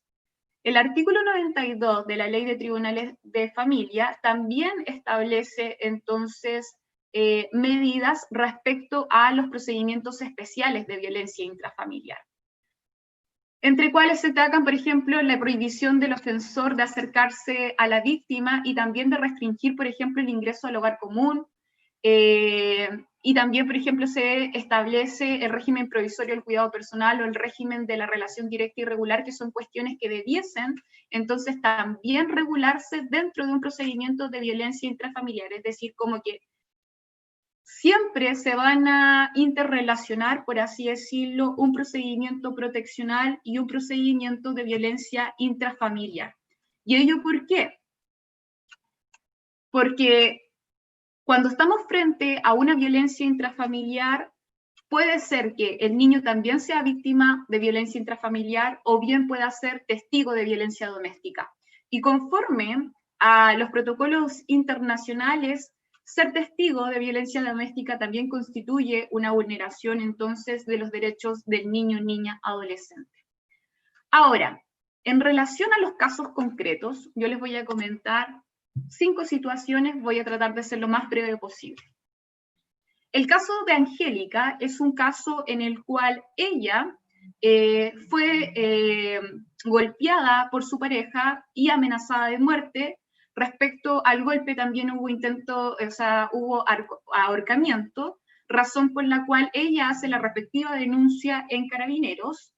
Como Carabineros toma conocimiento, informa al fiscal de turno, en este caso el agresor es tomado detenido y por tanto pasado a audiencia de control de detención y formalización al día siguiente.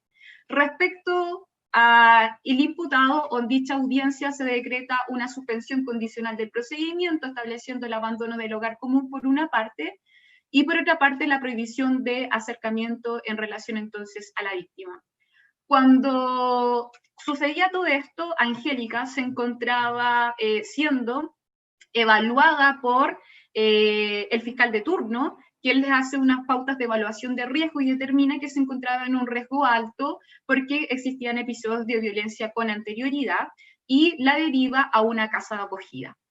Ella ingresa a casa de acogida, sin embargo, Carabineros le entrega como información a Angélica que si bien podía ingresar con sus hijas, porque tenía 2, no podía ingresar con la hija que estaba enferma.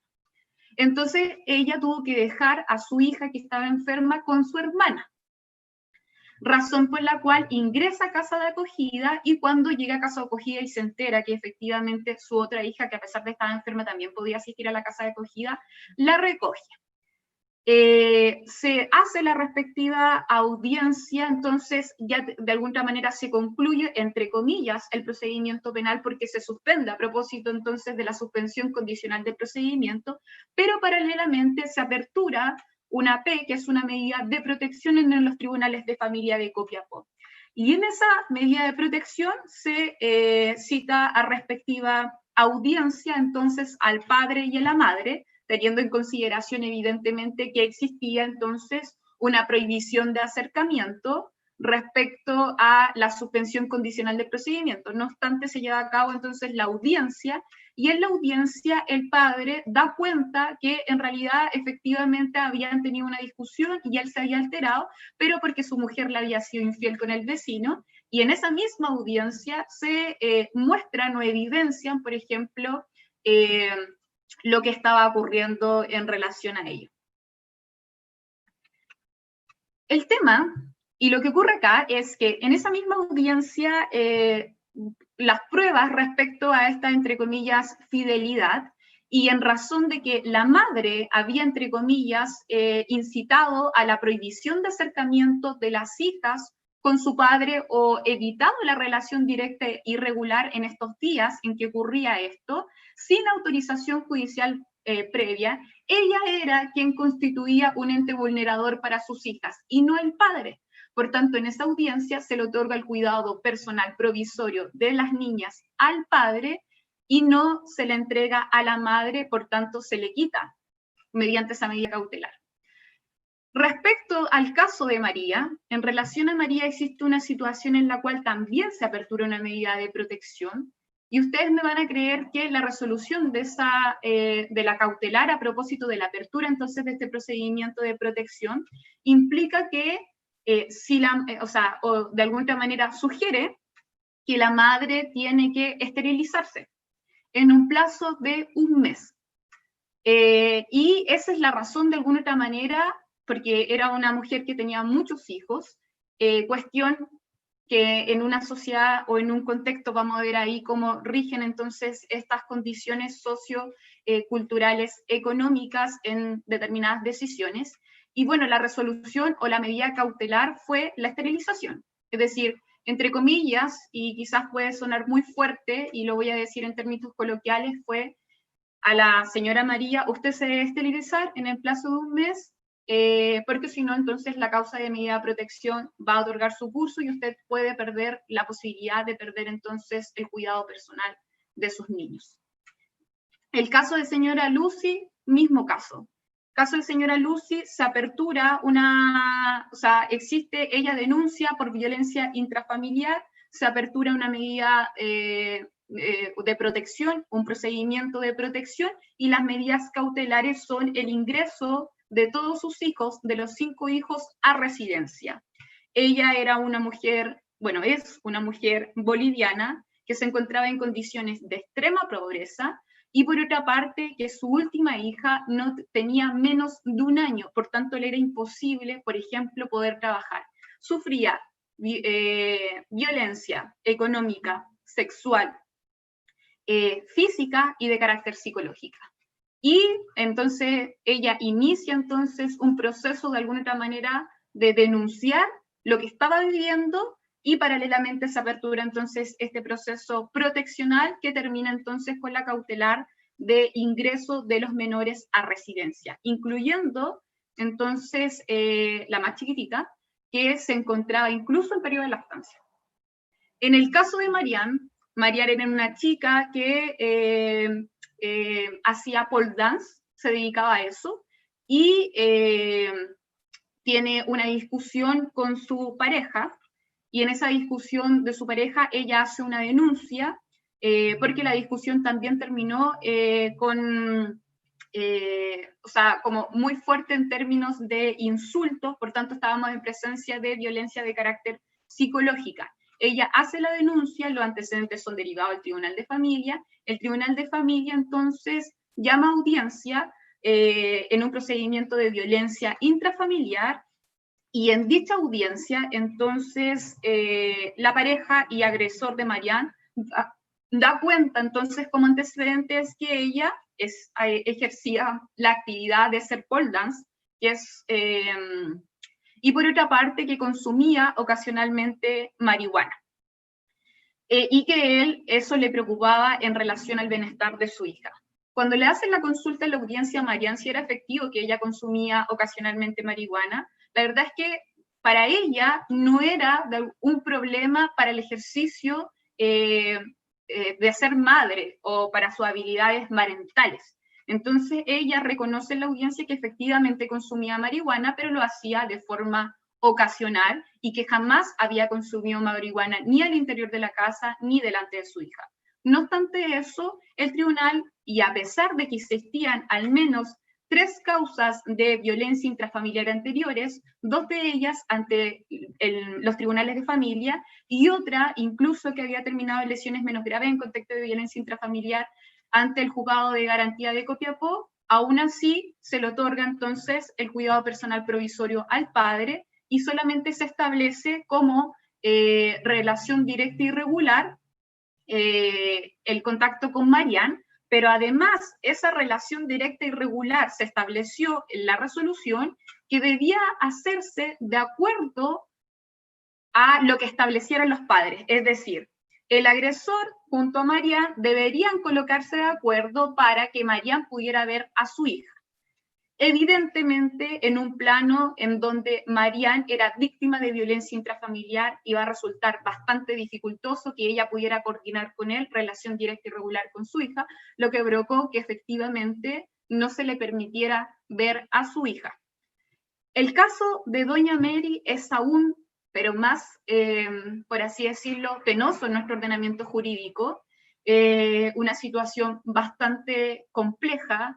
Doña Mary boliviana, también en situación de extrema pobreza, víctima de violencia intrafamiliar, con un número de hijos, que si no me equivoco eran 5, ¿ya? Se apertura entonces un procedimiento por la respectiva violencia intrafamiliar. Paralelamente, a propósito entonces de la violencia intrafamiliar, se apertura un procedimiento de medida de protección en favor de los menores. Todos los menores son ingresados a residencia. Una persona ajena a su grupo familiar solicita el cuidado personal provisorio de una de sus hijas de 9 años. El tribunal concede el cuidado personal provisorio a su hija de 9 años, entonces a esta persona X, vamos a decir, y resulta que de un rato para otro la niña dejó de hablar. Y ella estaba muy triste porque sus hermanos se encontraban todos de forma conjunta en una misma residencia y ella era la única que no se encontraba con su hermano. Es decir, además de sacarla, por así decirlo, de su grupo familiar, también ya se la aleja de sus hermanos. Lamentablemente, el hijo de esta cuidadora, ya, viola a la hija de doña Mary, no solamente la viola, sino que también la asesina, y una vez asesinada, la quema. El tema es que lo que ocurre es que si nosotros no otorgamos criterios o no visualizamos perspectiva de género en la cautela dentro de los procedimientos de familia, a propósito entonces de esta potestad de carácter general que podría abarcar todo, podemos encontrarnos con consecuencias aberrantes que evidentemente nuestro ordenamiento jurídico y nuestro derecho no quiere ni pretende. Por tanto, lo que tenemos que hacer es buscar soluciones para evitar casos como estos. ¿Existe limitación a la potestad cautelar en el procedimiento de familia? Nosotros podríamos decir que sí, está el interés superior del niño, el debido proceso. Ahora, en mi opinión, no son suficientes en la medida que no existe un nuevo paradigma de lo que se entiende, y de ahí me uno, por ejemplo, a lo planteado por el profesor Cristian Contreras en orden a cómo debemos entender el debido proceso. Y desde mi perspectiva, para que estemos hablando, por ejemplo, del principio de imparcialidad, que es uno de aquellos que recoge el debido proceso, necesariamente debemos formar a todos a quienes intervengan dentro de los respectivos procedimientos de manera tal que se eliminen, por así decirlo, los estereotipos, porque si no los estereotipos lo que van a provocar es la discriminación entonces a la mujer en casos como estos. Veamos, consecuencias del género respecto o en relación a una mujer madre víctima de violencia intrafamiliar. Es importante para estos efectos que distingamos entre género, sexo, roles de género, estereotipos de género.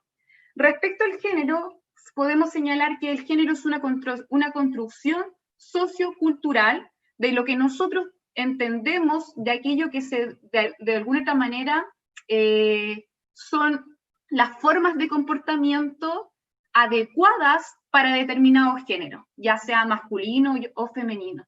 El sexo no es una construcción social, el sexo es una consecuencia biológica, ¿ya? Son características, por así decirlo, universales que nos distinguen entre hombres y mujeres. Los roles de género dicen relación con cuáles son los roles que debiesen cumplir o una sociedad determina que debiese cumplir entonces determinado género a propósito entonces de pertenecer a dicho grupo o a dicha categoría. Y los estereotipos de género, ¿ya? Dice relación con esas ideas preconcebidas, ¿ya? Con esas ideas arraigadas que determinan entonces ese comportamiento y que evidentemente pueden determinar la decisión de un juez a la hora de determinar cuál es la medida proteccional o medida cautelar dentro de un procedimiento proteccional, entonces a propósito de los tribunales de familia. Como consecuencia, entonces, de estas ideas preconcebidas, de estos estereotipos de género, nosotros asociamos el término de que la madre tiene que ser una buena madre. Y si no es una buena madre, entonces es como que existieran las penas del infierno para ella. Las condenamos, las castigamos y las sancionamos, las discriminamos, las juzgamos constantemente en distintas etapas y en distintos procedimientos. Y lamentablemente el derecho se ha convertido en un arma, en algunos casos, no precisamente para evitar la desigualdad, sino que necesariamente, pero malamente, desde una perspectiva quizás cegada, para acentuar determinada desigualdad. Respecto a las mujeres madres, si bien nosotros entendemos que la madre tiene una posición garante, se obvia o se entiende esa posición garante de forma descontextualizada.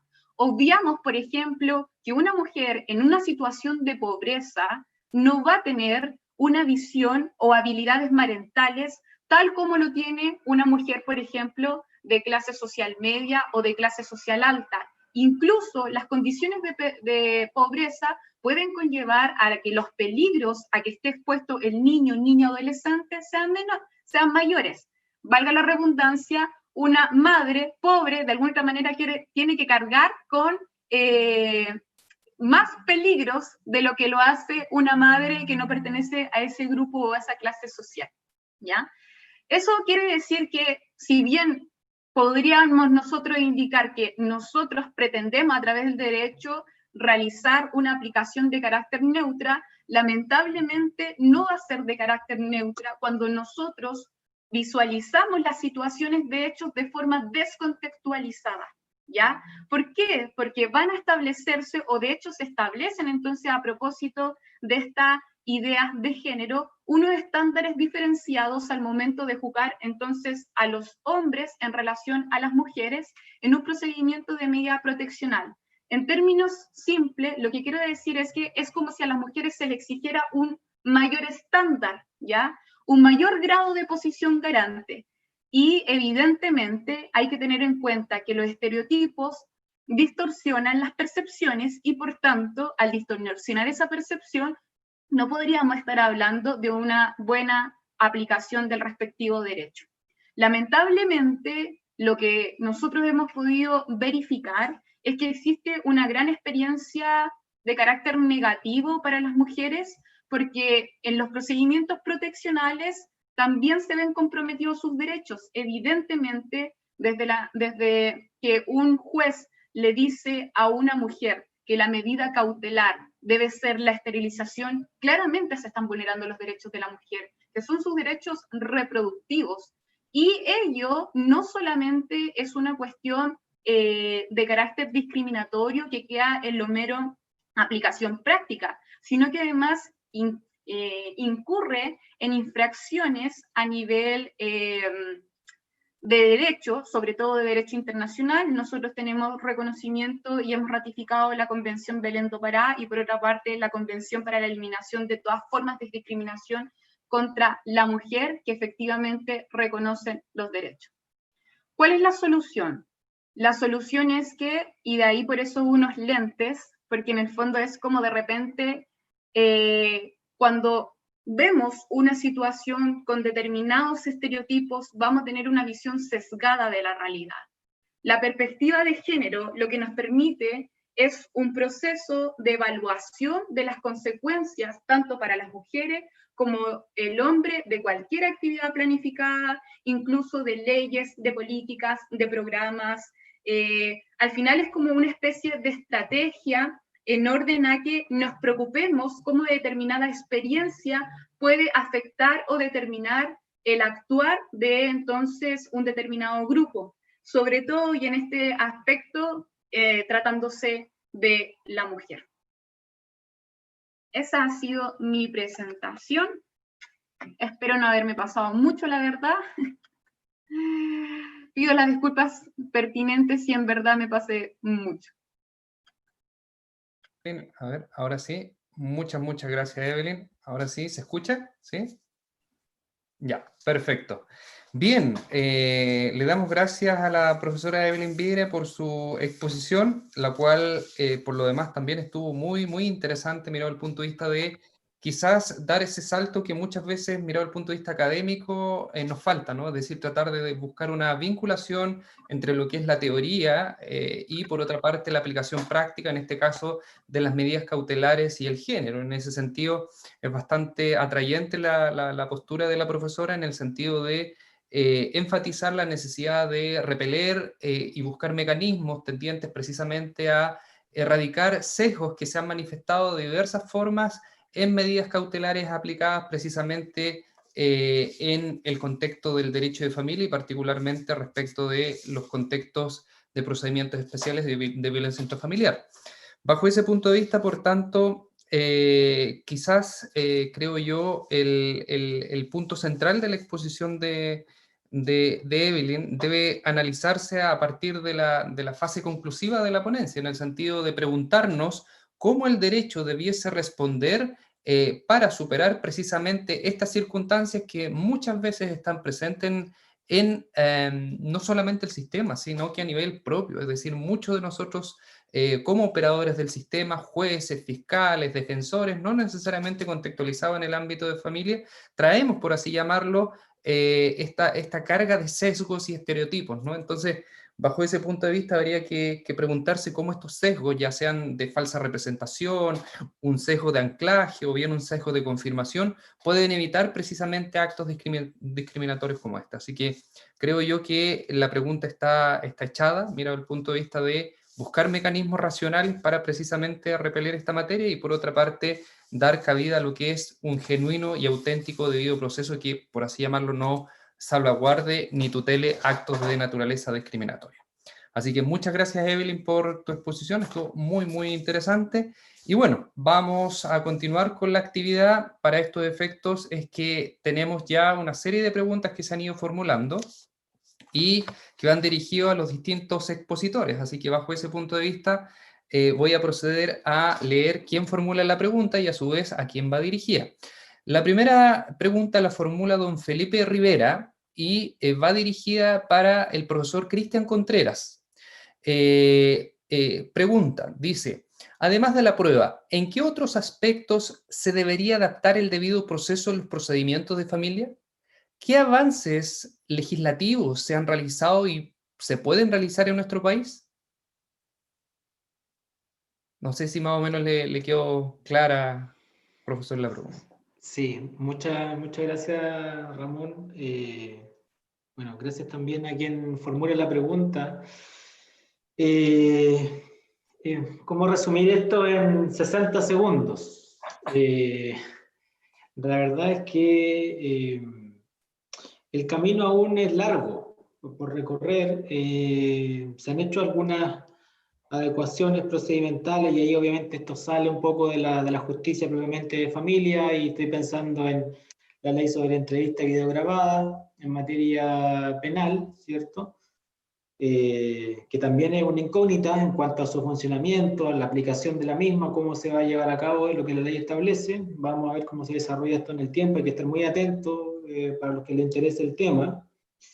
Pero yo creo que si debo resaltar algún aspecto todavía que deba ser adaptado a los niños respecto del proceso y del debido proceso en particular, yo incluso iría antes del proceso y quizás antes del debido proceso. Creo que hay una tarea todavía pendiente en cuanto al acceso a la información y al tipo de información que se pone a disposición de niños, niñas y adolescentes respecto de sus derechos, sus garantías y cómo hacerla efectiva en el proceso judicial. O sea, estoy pensando más que nada en el derecho de acceso a la justicia y a la tutela judicial efectiva. Entonces, que incluso también tiene relación con repensar un poco también la capacidad procesal. Las normas sobre capacidad procesal, que obviamente que tienen estricta relación con las normas del derecho civil, pensar eso, hay una tendencia por rebajar por lo menos el límite etario que se establece actualmente en materia de capacidad, y obviamente con eso se reforzaría el acceso a la justicia y al proceso. Entonces yo creo que la primera tarea es información y garantizar o abrir un poco la posibilidad de acceder a la judicatura.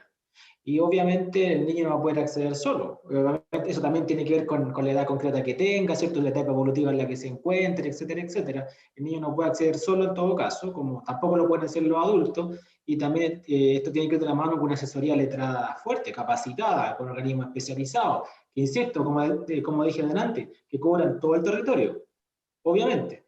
Entonces, en ese sentido hay un programa que ya lleva un tiempo en funcionamiento y que es el programa Mi Abogado, que presta asesoría letrada precisamente a niños, niñas, adolescentes en riesgo social, en régimen de internación, etcétera, etcétera. Y obviamente esas iniciativas tienen que reforzarse, tienen que publicitarse, se tienen que conocer, y cuando esta información esté dirigida a los niños, tiene que ser con un lenguaje para los niños. No puede ser esto pensado, ¿cierto? Como lo dije también, para los adultos. Yo pondría el acento en eso, solamente por hacer resaltar uno de los aspectos pendientes.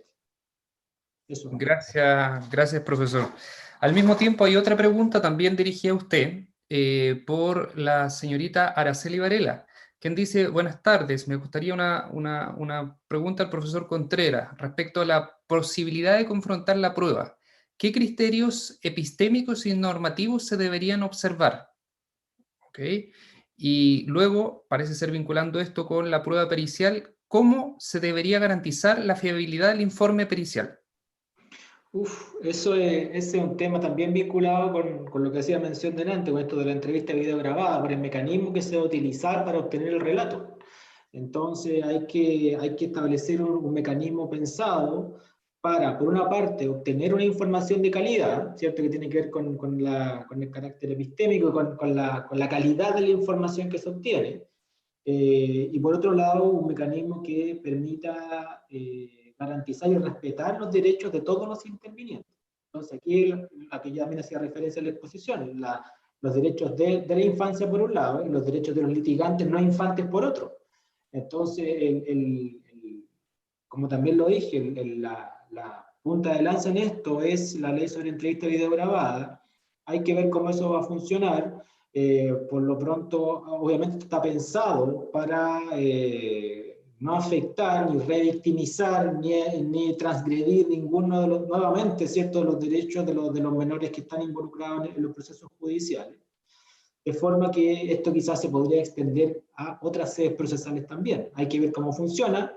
Como también lo dije en la exposición, hay que tener profesionales capacitados, porque esto no lo va a hacer directamente el juez. Aquí hay que también tener la visión de que cuando hablamos de litigantes o intervinientes con estas características, esta requiere conocimientos, habilidades científicos, técnicos que escapan del área jurídica. Entonces ahí también nosotros como juristas tenemos que reconocer que no servimos para todo y necesitamos el apoyo de otros profesionales que tienen que estar obviamente plenamente capacitados. Y obviamente esto es una cadena interminable, porque luego viene cuáles son las exigencias, habilitación, competencias que se van a pedir a esos profesionales para desempeñarse en esta área.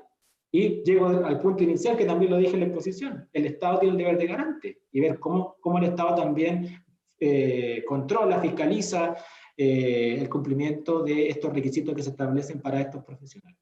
Entonces, más o menos eso puede ser. Muchas gracias, Cristian. Muchas gracias. Bien, continuando con las preguntas, esta pregunta va dirigida al profesor Jorge Larrucó, la formula doña Ana Cepeda, y dice: a simple vista se ve beneficiosa la aplicación de las estrategias probatorias en el derecho de familia. Sin embargo, como toda propuesta también debe tener sus contras. ¿Existen contras a la aplicación de esta propuesta? Muchas gracias, Ana. Sí, hay una primera crítica que es la superposición de roles. Es decir, la jueza o los jueces podrían empezar a hacer la pega de los litigantes, de las abogadas y los abogados. Entonces, sí, como esa crítica es sensata, habría que dar un paso atrás y primero explicitar qué es lo que uno entiende por los roles de la judicatura y de la abogacía. Y creo que discutiendo eso podríamos perfilar mejor qué es lo que tiene que hacer uno u otro. Yo de la exposición de la profesora Vieira me quedó muy claro que por los casos que ella relata, la tutela judicial de derechos fundamentales, que insisto que era algo que no estuvo en el Código de 1903 y por lo tanto no estuvo en las escuelas de derecho del siglo XX y por lo tanto no estuvo ni siquiera en nuestro entrenamiento jurídico, quizás de nosotros mismos, que al menos todavía me considero y nos considero parte de una generación joven de académicos y académicas. La pregunta es: ¿cuál es la tarea del juez o de la jueza en términos probatorios a la hora de, por ejemplo, tutelar derechos fundamentales? Y me adelanto una pregunta que está en el chat, es ¿qué rol cumple el Consejo Técnico en familia? Bueno, recordar que el Consejo Técnico fue una concesión política a quienes proponían que las jueces y jueces de familia no fueran juristas.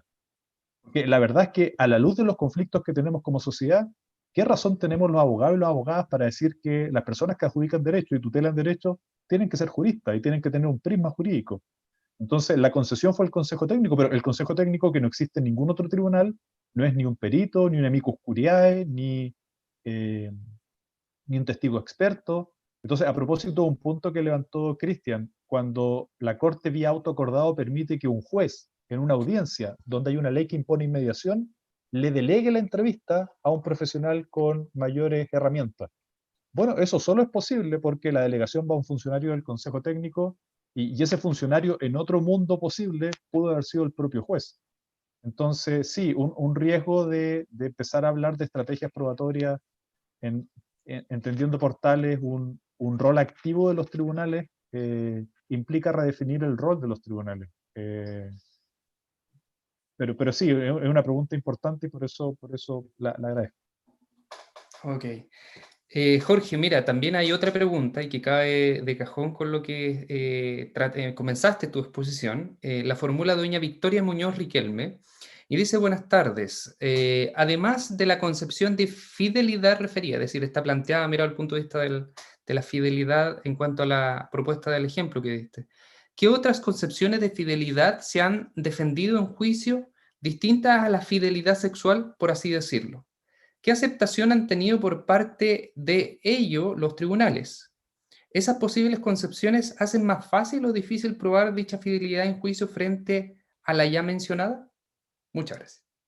Muchas gracias, Ramón. Muchas gracias, Victoria. Sí, la única que yo he encontrado y que me permitió hacer el contrapunto con el ejemplo era una muy cercana a la exclusividad en el acto sexual, que era, el caso era, eh, recordando lo que dijo el voto de mayoría de la cuarta sala de la Corte Suprema, en un caso que se vio en el territorio jurisdiccional de Rancagua, lo único que pudo probar la parte demandante a través de testimonios familiares era que la persona demandada iba con personas distintas no me acuerdo si era el cónyuge o la cónyuge, pero iba con terceros o tercera persona al hogar común, y esas personas pasaban la noche ahí y en alguna ocasión se les había visto besándose.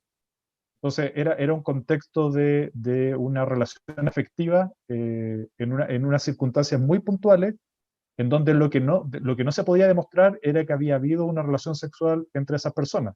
Pero la Corte Suprema lo consideró suficiente para la infracción del deber de fidelidad. Pero más lejano a eso, o más amplio de eso, no he encontrado ningún caso, y lo que he encontrado en derecho comparado normalmente es una posición totalmente reacia a atribuirle consecuencias jurídicas a la infracción del deber de fidelidad. O sea, por ejemplo, hay sistemas jurídicos en donde se considera que la infracción del deber se subsume dentro del derecho al libre desarrollo de la personalidad del cónyuge o del conviviente. Hay casos como Argentina, en donde el deber de fidelidad pierde contenido jurídico y subsiste como deber moral. E incluso en nuestra tradición jurídica, y yo lo uso no porque sea el caso más interesante, sino porque es el caso más intuitivo. Uno tiene que considerar lo siguiente: las dos proyecciones probatorias que tiene el deber de fidelidad están superadas por la ciencia. Es decir, su origen en la presunción romana de pater is est, es decir, de presumir padre al marido de la madre, era en un contexto en que no había ADN. En un contexto en que hay ADN, uno no necesita usar el deber de fidelidad con proyección probatoria. Ahora, es curioso que este año se acaba de derogar, después de más de un siglo y medio, la prohibición de segundas nupcias de la mujer embarazada. Y es curioso que el legislador del siglo XXI utiliza la presunción de pater is est, porque presume que ese concebido no nacido o es hijo del anterior marido o es hijo del nuevo marido, y no puede ser hijo prima facie de otra persona. Entonces, yo insisto, este caso lo planteo no porque sea el más interesante jurídicamente, lo son mucho más la compensación económica, los alimentos y otros juicios, pero es el más intuitivo. Entonces, esa dimensión está superada y el legislador aún no lo reconoce, y la dimensión del vínculo matrimonial, al menos en mi opinión, la tendencia de los sistemas jurídicos es a quitarle toda relevancia. Es decir, los sistemas jurídicos o no reconocen acciones de divorcio por culpa, porque basta simplemente la de común acuerdo o la unilateral. Por lo tanto, el conflicto que yo relato no se judicializa porque no tiene relevancia jurídica. Y lo mismo respecto el potencial que tiene como fundamento para una indemnización de daño moral. Es decir, si se sigue la línea argentina, digamos, de quitarle contenido normativo y dejarlo como un contenido moral o social, tampoco tiene esas consecuencias. Entonces, Pero en el caso chileno subsiste en el ámbito de la filiación y en el ámbito matrimonial, entonces se plantea esta pregunta, pero yo diría que esas son las únicas alternativas, o sea, o es la interpretación restrictiva, o es una interpretación aledaña a esa, que dado que Victoria lo pregunta en su punto, sí, facilita la prueba porque permite prueba testimonial, o sea, permite testigos de oída, testigos presenciales, declaración de parte, y en ese sentido es una facilidad probatoria. Muchas gracias, Jorge. Muchas gracias. Bien, también hay una pregunta para la profesora Evelyn Vieira, que la formula doña Cristal Alcota y dice, ¿qué sucede con la revictimización en los procesos de familia? ¿Qué medidas se podrían llevar a cabo para que no suceda esto en el proceso? Bueno, efectivamente, existe una institución que nosotros le llamamos la revictimización. Lo que ocurre es que nosotros entendemos que existen efectos, por así decirlo, no es que sean normales, sino que más bien naturales o consecuenciales a propósito de un hecho que implica violencia entonces contra una mujer. Ahora, lo que puede ocurrir es que existan efectos que sean de carácter secundario, que no son aquellos que consecuencialmente debiesen producirse a propósito entonces de el hecho que le genera ya sea una agresión física, psicológica, económica, sexual, etc. Lo que se busca es evidentemente cuando un ordenamiento jurídico entonces reconoce esta situación es evitar lo más posible esa revictimización en orden a, por ejemplo, nosotros lo podemos visualizar en las declaraciones, el hecho de que de alguna manera se discuta o no se entienda o como que no existe, por así decirlo, una especie de creencia respecto al testimonio de la mujer. Es como si se pusiera en duda su testimonio. Eso también es una especie de victimización. Bueno, en materia penal se dan quizás con mucho mayor fuerza desde la perspectiva que se puede dar dentro de un procedimiento de familia, porque los procedimientos penales son mucho más lato en ese sentido, en orden a que la víctima viene a ser parte del proceso, no solamente en su calidad de víctima, sino también participa como testigo en el mismo, así soy llamado a declarar por parte de los fiscales dentro del proceso. Entonces va a declarar en una serie de etapas, antes, por ejemplo, carabineros, antes también el propio fiscal, luego también va a declarar en el respectivo juicio. Es muy probable que se le hagan peritajes para determinar si su testimonio es verídico o no, si por ejemplo se trata de una agresión de carácter sexual, porque la violencia se puede manifestar de distintas formas, entonces también se le van a hacer peritajes de carácter sexual. Todos esos vendrían siendo como una especie. Lo que nosotros debiésemos hacer es, evidentemente, formar a todos los intervinientes de un proceso de administración de justicia a efectos de evitar precisamente esos malestares que podrían ocasionarse a una mujer víctima, recordando su rol de víctima. Yo, desde una perspectiva meramente o quizás es una opinión particular, para mí, el hecho de que una mujer víctima de violencia intrafamiliar se vea expuesta en su, por ejemplo, criticada y sobreexigida en relación a su calidad de madre y termine, por ejemplo, perdiendo el cuidado personal de sus hijos, es una especie de victimización secundaria dentro de los procedimientos de familia. Nosotros, no estoy diciendo que eso debiese ocurrir siempre, o sea, evidentemente el interés del superior del niño, a ver, lo que quiero decir es que a primera fase nosotros podríamos creer que existe una confrontación de derechos y de intereses entre el interés superior del niño y por otra parte los derechos de una mujer. Aparentemente podría ser una confrontación. Ahora, ¿por qué digo que es aparente? Porque desde una perspectiva científica y académico está comprobado que el padre, existe esta teoría de que, bueno, efectivamente le pega a su mujer, pero es un buen padre, ¿ya? Eso en términos académicos y científicos, desde razonamientos que hacen distintos autores, porque algo que yo no diga, sino que efectivamente se ha obtenido a propósito de la lectura y de la investigación, es que el agresor nunca va a ser un buen padre, ¿ya? Y si nosotros entendemos eso, nosotros deberíamos entender entonces que si se encuentra vigente un procedimiento de violencia intrafamiliar, no debería, al menos, tenerse presente que ese agresor perfectamente puede manipular a su hijo y que está utilizando ese procedimiento como un mecanismo vengativo en contra de la mujer víctima de violencia intrafamiliar. Y esto tampoco es una cuestión que diga yo, pero eso está comprobado en el 65% de los juicios de los procedimientos de familia, donde los padres solicitan el cuidado personal o inician una medida proteccional alegando que es una mala madre. 65%. Es decir, más del 50% de los casos. Entonces, desde mi perspectiva, lo que habría que hacer es, si usted me pregunta, ¿de qué forma yo puedo evitar entonces la victimización secundaria en los procedimientos de familia tratándose de la mujer? Yo creo que necesariamente nuestro ordenamiento jurídico tiene que hacer una adecuación y modernización de los criterios para no generar esa confrontación que hoy en día está haciendo entre el interés superior del niño y los derechos de la mujer, sino que perfectamente se pueden de alguna otra manera complementar, entendiendo entonces el debido proceso de una perspectiva o de un paradigma con perspectiva de género. Bueno, muchas gracias, Evelyn, por tu respuesta. Fíjense que tenemos más de 20 preguntas que formular, pero hay un pequeño problema, que efectivamente la actividad está pactada solamente hasta las 18 horas, ya estamos pasado el tiempo.